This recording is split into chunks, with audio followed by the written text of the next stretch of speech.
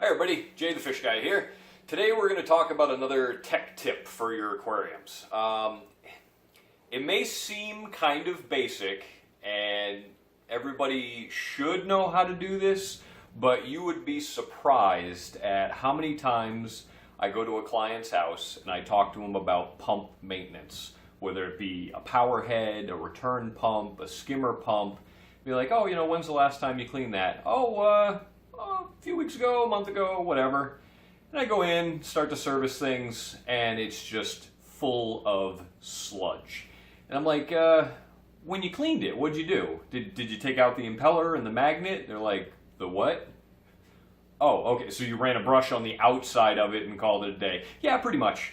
Okay, that's not pump maintenance.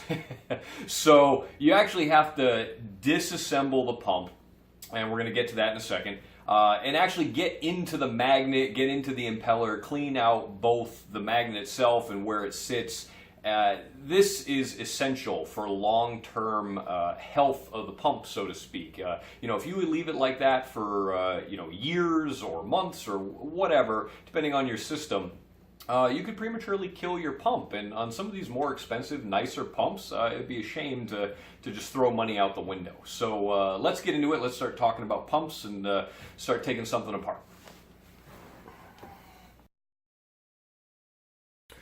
All right, so let's get right into it. This is a skimmer pump, but is going to be very, very similar to whether you're doing a return pump or a power head or any of your classic magnetic impeller driven pumps. So typically they have another housing over top of it if it's a return pump, if it's a power head, if it's a closed power head like a MaxiJet, the older styles, they'll have a base that simply unscrews where the intake side is. If it's something like a Coralia power head, or a Vortec, obviously that's a little different, but the whole concept of cleaning remains the same. You need to take apart the assembly and actually get into the impeller and the magnet and where everything sits. So let's go ahead and do that on this one. So you have a lock ring that holds this piece in place. All right.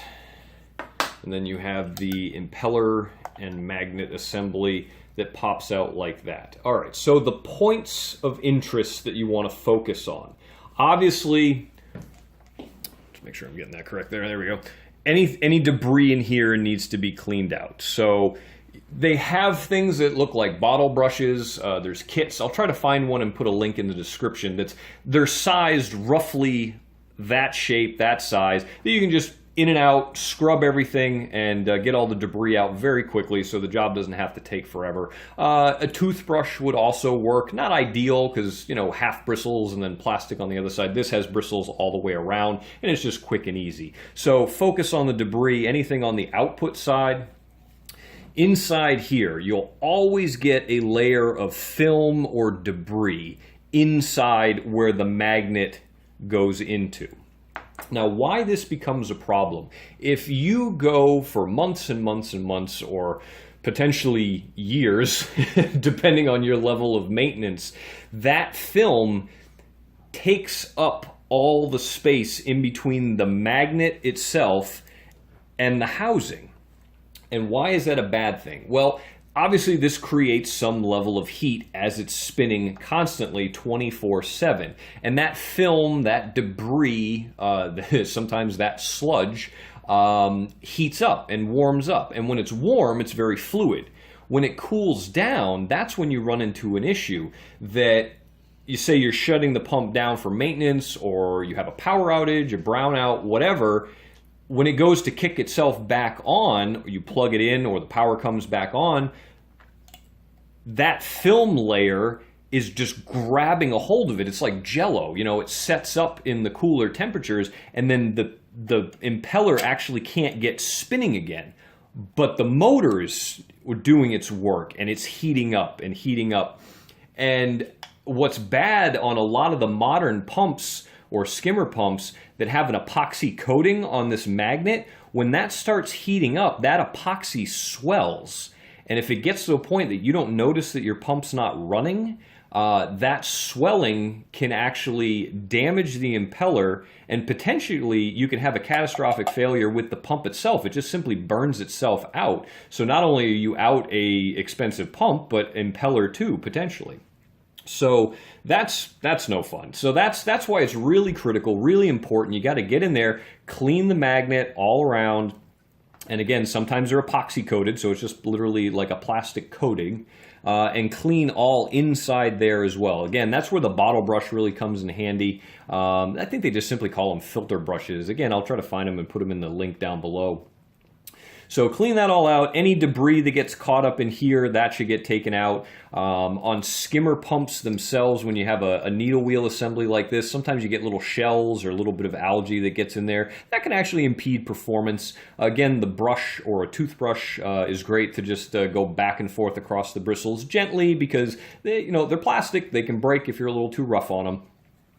One thing to keep in mind when you're disassembling is a lot of times these rubber pieces on either end might come off while you're disassembling. So it might actually stick down inside the pump or stick inside the cover piece. This is what holds the impeller in place and prevents it from going like this. And again, you'll either grenade the pump or grenade the impeller, and it'll just wear itself out eventually. So you got to be mindful of that when you're taking it apart. A lot of times too, they'll have washers. It's a good idea to take note, if it's the first time you've taken it apart, of where these washers are, because they're there for a reason, folks. Is that it's a little bit of a bushing so that you're not getting plastic pieces wearing themselves out prematurely. That washer, it simply rides along on that as opposed to rubbing on the rubber piece or on the cover, or whatever it happens to be touching if that washer wasn't in place. So that's important as well. Another thing to keep in mind, more often than not, at least on the nicer pumps or the larger ones, the shaft for the impeller is made out of ceramic.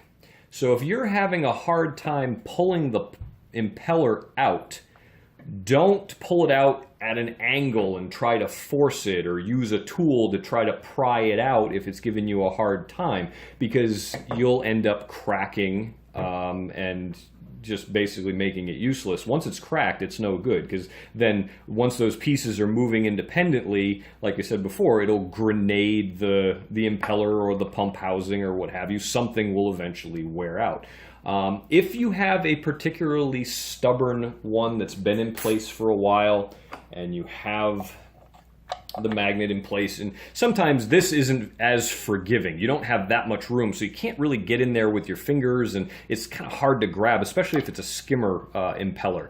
So what you can do is come in through the output and just literally lift up, and then that'll give you enough to grab a hold of and actually get that impeller out of there.